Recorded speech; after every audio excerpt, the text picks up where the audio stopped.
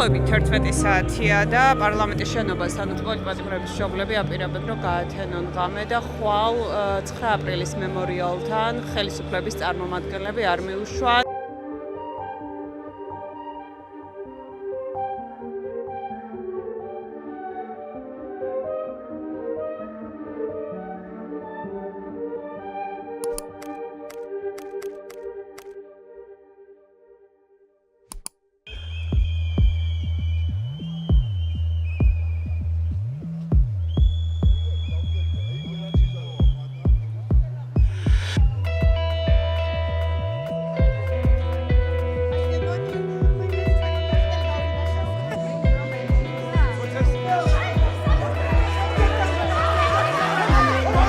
წეღანაკ პოლიციის რამდენიმე თანამშრომელიც იდგა, მაგრამ აღარსად აღარ ჩანან.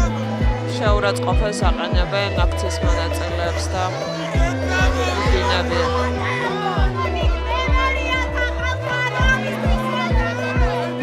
თქვენ დიდი ვალდებულება გაქვთ იცოდეთ პოლიციელებს. იფიქრეთ თქვენ შვილებზე და თქვენ ქვეყანაზე.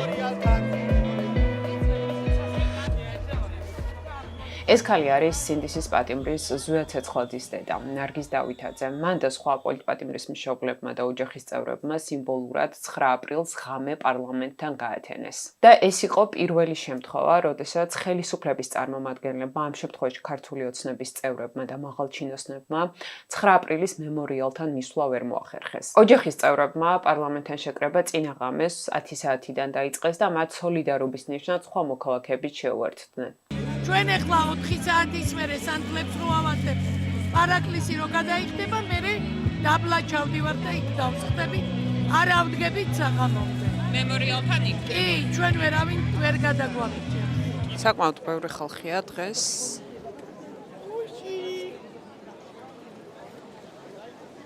შეიძინეთ სანთლები თუ გაქვთ საშუალება. გამლებს ვიყიდით დედასათის ხალხს. მაგრამ მოდი ცოტა შორიდან მინდა დავიწყო. რატომ გადაწყვიტეს სიმბოლურად ღამისთევა პოლიტპატიმრის ოჯახებმა 9 აპრილს, ანუ რატო დაამთხოვეს ამ თარიღს მაინც და მაინც და რატომ უეძახით ხოლმე ამ ადამიანებს სინდისის პატიმრებს? 9 აპრილს საქართველოსთვის ორმხრივი დატვირთვა აქვს. ერთი მხრივ ეს არის გლოვის დღე, მეორე კი დამოუკიდებლობის აღნიშვნის თარიღი. 1989 წლის 9 აპრილს გამთენიისას საბჭოთა არმიამ მშვიდობიანი აქცია დაშალა. მოკლა 21 ადამიანი, მათ შორის უმრავლესობა იყო ახალგაზრდები, დაასახიჭრა და მოწამლა ათასობით ადამიანი. ამ ყველაფერს წინ უძღოდა 1 წლის წინანდელი მოვლენები, როდესაც საბჭოთა კავშირმა წევრ ქვეყნებს საბჭოთა კავშირიდან გასვლა აუკრძალა. ამ საკონსტიტუციო ცვლილებას აფხაზეთში სოფელ იხნში მოყვა კრება. ამ კრებაზე გაჟღერდა ეგეთი რაღაც, რომ აფხაზეთის ავტონომიურ რესპუბლიკას სურს საბჭოთა კავშირში ყოფნა, რაც ნიშნავდა იმას, რომ მას უნდა საქართველოდან გამოყოფა. აი სწორედ ამ მიზეზით 1989 წლის 4 აპრილს თბილისში დაიწყო მშვიდობიანი დემონსტრაციები. ერთი მხრივ საქართველოს მოქალაქეები აფხაზეთში მყოფ ქართველებს უცხადებდნენ სოლიდარობას და მეორე მხრივ ლიხნში მონაწილე, ამ კრების მონაწილე ადამიანების დასჯას ითხოვდნენ. თუმცა აპრილის აი ამ დემონსტრაციების საბოლოო მოთხოვნა გახდა საქართველოს დამოუკიდებლობა. 5 დღეში, როგორც გითხარით, საბჭოთა არმიამ ძალიან მძიმე ფორმებით დახოცა საქართველოს მოქალაქეები და ზუსტად 2 წელში ამავე თარიღს დაემთხვა ის, რომ საქართველომ გამოაცხადა საბოლოო დამოუკიდებლობა. ამიტომ 9 აპრილის ეს მემორიალი და ზოგადად ეს თარიღი სიმბოლურად არის ერთი მხრივ დამოუკიდებლობის აღდგენის დღე და თარიღი, მეორე მხრივ კი გლოვობენ ხოლმე და იხსენებენ 9 აპრილს დაღუპულ ახალგაზრდებს. და რა შუაში არიან ამ ყველაფერთან პოლიტპატიმრების ოჯახები. მას შემდეგ, რაც ქართულმა ოცნებამ გადაწყვიტა, რომ ევროკავშირთან გაწევრების პროცესს ვაჩერებთ, ძალიან ბევრი კითხვა გაჩნდა ჩვენ საგარეო კურსთან დაკავშირებით. და ეს არ არის მხოლოდ ეჭვები, ქართული ოცნება ბოლო პერიოდში ძალიან ისეთი მძიმე ფორმებით დევნის კრიტიკულ აზრს, რეპრესიული ხდება სულ უფრო კანონები არასამთავრობო ორგანიზაციებისა და მედიის წინააღმდეგ და რაც მთავარი 50-მდე პოლიტპატიმარი გვყავს, რომლებიც დაკავებულები არიან ჯერ ეგრეთ წოდებული აგენტების კანონის წინააღმდეგ დემონსტრაციების დროს და შემდეგ კი პოლიტპატიმრების უმეტესი ნაწილი დაკავებულია უკვე ნოემბრიდან მოყოლებული პროევროპული აქციების ფონზე. ამ 50-მდე პოლიტპატიმრის საქმეები ახლა არის სასამართლოში და ყველა მათგანი რჩება წინასწარ პატიმრობაში. 11 ადამიანის სასამართლო პროცესი იყო, მორიგი სასამართლო პროცესი იყო ახლახან ორშაბათ 7 აპრილს. ზუსტად 4 თვე გავიდა ამ ადამიანების დაკავებიდან. შეგახსენებთ, რომ ნაწილს ედავებიან ჯგუფურ ძალადობაში მონაწილეობას, ნაწილს ედავებიან უკვე ორგანიზებას და ეს საკმაოდ მძიმე მუხლებია. ერთი 4-დან 6 წლამდე, მეორე კი 7 წლამდე პატიმრობას გულისხმობს და 4 თვის განმავლობაში პოლიტპატიმრების ადვოკატები ამბობენ, რომ პროკურატურას არანაირი მტკიცებულება არ გააჩნია, რომელიც დაადასტურებს იმას, რომ ერთი მხრივ ეს ადამიანები იცნობდნენ იქამდე და წინასწარ დაგეგმეს ეს ორგანიზებული ძალადობა, მეორე მხრივ კი რაიმე დაზიანება ან ზარალი მიაყენეს, ასე ვთქვათ, პოლიციას და სამართალდამცველებს. ახლაც ორშაბათის სასამართლო პროცესზე პროკურატურას ჰქონდა ერთადერთი მტკიცებულება წარმოდგენილი, ეს იყო სამხარაულის დასკვნა, რომლითაც ვინმე ალექს ბუჩოშვილს, ანუ სამართალდამცველს მიადგა ზიანი. კონკრეტულად რომელმა პოლიტპატიმარმა მიაყენა ეს დაზიანება, ან რა სახის დაზიანებაზეა საუბარი, ამაზე პასუხი პროკურატურას ამჯერადაც არ ჰქონდა. ვის აბრალებენ თან საინტერესოა, იმიტომ რომ თორნი ამას ედავებიან ამ ეს პოლიციელი დაზიანებული არის 30 რიცხვში და თორნიკე პირველს ედავებიან პირველი რიცხვისას და წინსრებით თუ გაისროლა და მოხდა იმ პოლიციელს არის. ამიტომ თვითონ არიან ერთმანეთში ახლართულები რა და არ ვიცი რა. პოლიტპატიმრების ნაწილი სასამართლო პროცესს ესწრები ხოლმე და ყოველ ჯერზე მაქვს ერთი და იგივე განცდა, რომ პროკურატურას აქვს ყველა შემთხვევაში ან პოლიციელის ეგრეთ წოდებული მოწმე პოლიციელების ჩვენებები, ან უბრალოდ ესე სამხარაულის დასკვნით გამოტანილი მტკიცებულებები, რომელიც ადასტურებს, რომ სამართალდამცველებს მიადგათ გარკვეული ზიანი აქციის მიმდინარეობისას. თუმცა კონკრეტულად ვისადებენ ხოლმე ხელს ან ვიდეო მტკიცებულებებში რა ჩანს, ამაზე პასუხი არასდროს არ არსებობს. ამ პოლიტპატიმრების საქმეებზე, სასამართლო кейსებზე უფრო დეტალურად სხვა ვიდეოებში მოგიყვებით ხოლმე, იმიტომ რომ ვცდილობ, რომ სასამართლო პროცესებს დავესწრო, მაგრამ ისევ დაუბრუნდათ 9 აპრილის ღამეს. არ ვიცი, მე ისეთი ბედნიერი ვარ, რომ ხელი გავათენეთ დედებმა და ძალა ერთობაში არ დავიშალოთ, არ შეგვეშინდეს. მე ერთი წუთითაც არ მეშინია და გთხოვთ. ნურავის ნუ შეგვეშინდება ქვეყნის დაცვა. ჩემი მეუღლე ბრძოლობდა, შესწირა მთელი ახალგაზრდობა. 90-იან წლებში 20 წელი ომში მებრძოლის სულის ადამიანად ჩამოყალიბდა და დღეს ბორკილებში ზის, მაგრამ ვერავინ ვერ დააშინებს, ვერავინ ვერ გატეხავს, ვერავინ ვერ აუგზალავს. თავისუფალ ადამიანს საკანი არ აშინებს, ბორკილი არ აშინებს. დილის 8 საათია და ქაშვეთის უკანა მხარეს უკვე პოლიცია არის მობილიზებული, ღამე ამდენი არ ყოფილან. როგორც ჩანს, ხელისუფლების წარმომადგენლები აპირებენ მოსვლას მემორიალთან და შესაბამისად საპოლიციო ძალებიც მობილიზდა უკვე. ახლა მინდა სიტყვა გადავცე კიდევ ერთი როგორც მოგვიანებით გავიგეთ, 9 აპრილის მემორიალთან უნდა მოსულიყო პრემიერ-მინისტრი ირაკლი კობახიძე, თუმცა დაახლოებით 12 საათისკენ გავრცელდა ინფორმაცია, რომ ის 9 april's მემორიალის მაგივრად მივიდა ქართული ოცნების სხვა წარმომადგენლებთან ერთად სამების ეკლესიაში. და შემდეგ 9 აპრილთან დაკავშირებით მოვისმინეთ მათგან ესეთი განცხადებები, მინდა წაგიკითხოთ. ირაკლი კობახიძეს ედო Facebook სტატუსი შემდეგი ფორმულირებით. ანუ 9 აპრილს უცხოურმა ძალამ განახორციელა ძალადობა ჩვენი თანამოქალაქეების წინააღმდეგ. ასევე ქონდა განცხადება შალვა პაპუაშვილს, დღეს რუსთაველზე როდიონოვის ნიჩბიანი ჯარისკაცები უცხო დროშების მოფრიალე სამშობლო დაკარგულმა ადამიანებმა ჩაანაცვლეს, რომლებიც იმავე დაუნდობლობით ცდილობენ დამოუკიდებლობის იდეის დაჩეხვასო. შეგახსენებთ, ვიზე ლაპარაკობს შალვა პაპუაშვილი, იგორ როდიონოვი იყო რუსი გენერალი, რომლის ორგანიზებითაც და თაოსნობითაც მოხდა სწორედ 9 აპრილის აქციის ესეთი მძიმე ფორმებით დარბევა, გამოიყენეს მაშინ ქიმიური იარაღიც, რომლის შედეგადაც გარდა იმისა, რომ ჩვენი მოქალაქეები დაიღუპნენ, მოიწამლა ათასობით ადამიანი. და ასევე ქონდა სტატუსი ნინო წილოსანს ეგეთი. მუდმივად გვემახსოვრება 9 აპრილს ტრაგიკულად გარდაცვლილი ადამიანები და ჩვენ შულებს მათი თავგანწირვის მაგალითზე აღვზრდითო. ერთი მხრივ ქართული ოცნების წარმომადგენლებმა რუსეთზე თქვეს რომ უცხოური ძალაა და არც კი უხსენებიათ, მაშინ ვინ იყო ამ ყველაფრის ინიციატორი და მეორე მხრივ მაშინ დაღუპულ ადამიანებზე თქვეს რომ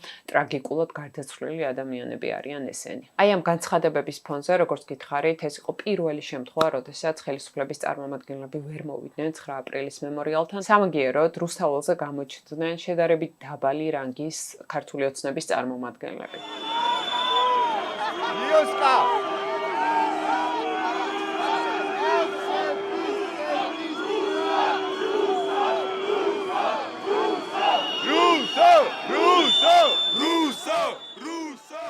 გირში რო აფურთხებდნენ დაკავებულ ახალგაზრდებს არ უნდა გიგურდეს ფურთხება და პრეტენზია არ უნდა გქონდეს ამ ადამიანების შეურაცხყოფა პირველ რიგში საკუთარ თავს აყენებენ შეურაცხყოფას და რაც ყველაზე მთავარია იმიტომ არიან რამდენის დარჩნენ რომ მთელი საქართველოს მოსახლეობა ხედავს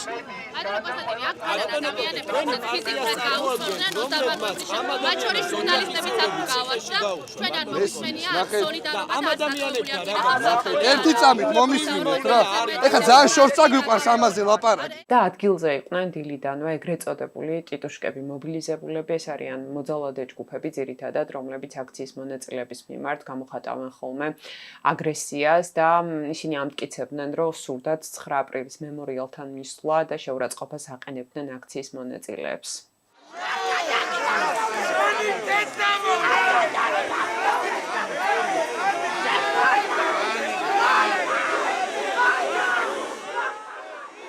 და სამწუხაროდ იყვნენ ესეთი მოქალაქეებიც, უბრალოდ გამგვლელები.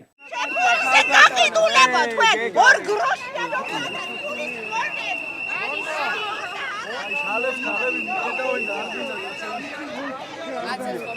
ეს ხალი არის ძალიან კარგი მაგალითი იმისა, როგორ იმუშავა ქართული ოცნების ძალიან დიდხნიანმა პროპაგანდამ, ქართული ოცნების და პრინციპში მისი სამთავრობო მედიების პროპაგანდამაც. ეს ხალი იმეორებდა ზუსტად იმ ნარატივის შინაარსის ფრაზებს, რაც გვესმის ხოლმე ქართული ოცნების მაღალჩინოსნების მხრიდან, აქციის მონაწილეების მიმართულებით, რომ ეს ადამიანები არიან მოსყიდულები, უსამშობლოები და ასე შემდეგ. ცხადია რუსთაველზე ძალიან მრავალფეროვანი ადამიანებით ვიღაცების იდეოლოგიას ან მოსაზრებებს შეიძლება არ ვეთანხმებოდეთ, თუმცა ერთი რამ ცხადია, გუშინ 9 აპრილის მემორიალთან იდგნენ პოლიტპატიმრების მშობლები და ოდნავ სიღრმისეულად თუ შევხედავთ, თუნდაც ამ პოლიტპატიმრების სასამართლო შემთხვევებს, მათი დაჭერის, დაკავების მოტივებს, ძალიან მარტივია, რომ მათი ოჯახის წევრების მიმართ გაგვიჩნდეს სოლიდარობა და გავიგოთ, რატომ დგანან დღეს რუსთაველზე ისინი.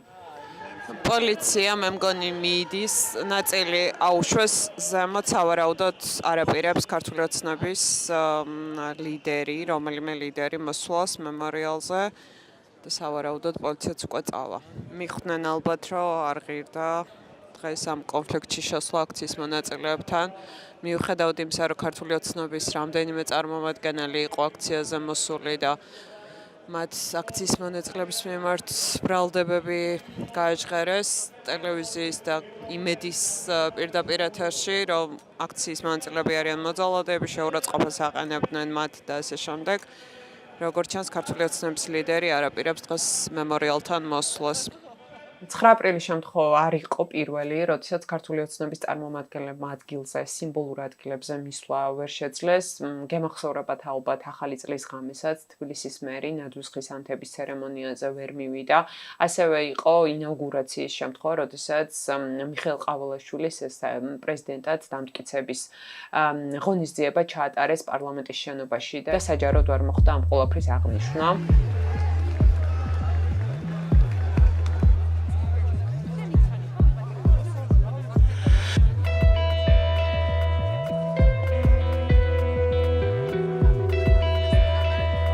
და ამ ვიდეოშივე მინდა მოგიყვეთ კიდევ ერთ აქციაზე. 8 აპრილს პოლიტპატიმრის მშობლებს შეუერთდნენ ფილარმონიიდან წამოსული მედიის წარმომადგენლები.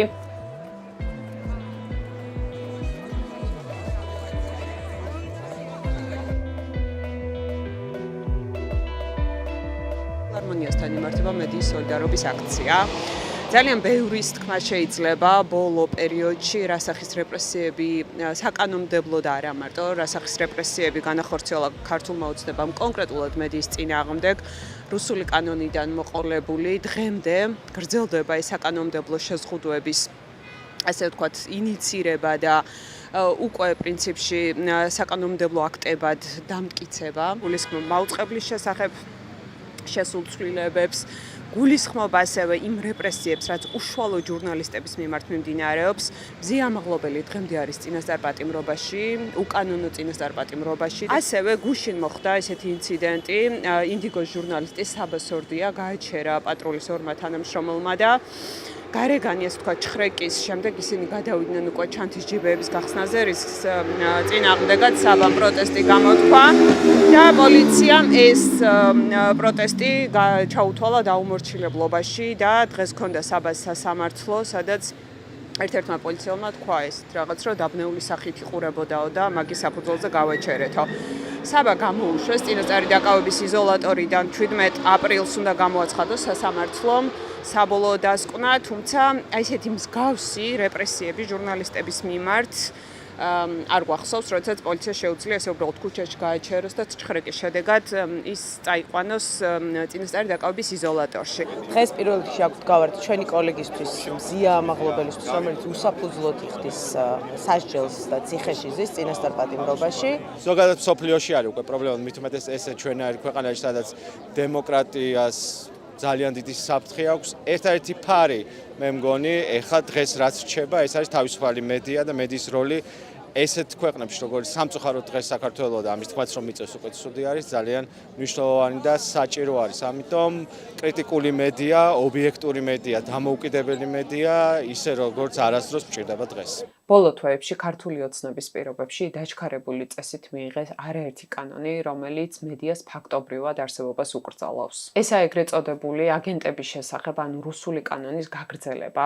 მაგალითად, ფარა, რომელიც უკვე სისხლისამართლის პასუხისმგებლობას აკისრებს ორგანიზაციებს, მედიებს და მათ შორის ფიზიკურ პირებს. ქართული ოცნება გვარწმუნებს, რომ ფარა არის ამერიკული ვერსია, ამერიკული კანონის მსგავსი, მაგრამ ის არის ტყუილი. ამერიკული ვერსიით ამ კანონის ქვეშ არ ხვდებიან ჩვენაირი მედიები და არ ხვდებიან არასამთავრობო ორგანიზაციები. ქართული ოცნების ფარას ვერსიით კი ჩვენი კანონი პირველ რიგში სწორედაც რომ მედიას და არასამთავრობო სექტორს დაარტყამს. მიზანი არის ის, რომ მოქალაქეებმა ვერ მიიღონ თავისუფალი მიუკერძოებელი ინფორმაცია და შესაბამისად ვერ მიიღონ თავისუფალი გადაწყვეტილებები საარჩევნო ყუთთან თუ მის მიღმა. ასევე, სულ რამდენიმე დღის წინ გავიგეთ, რომ ქართული ოცნება დაჩქარებული წესით მუშაობს გრანტების შესახებ კანონზეც.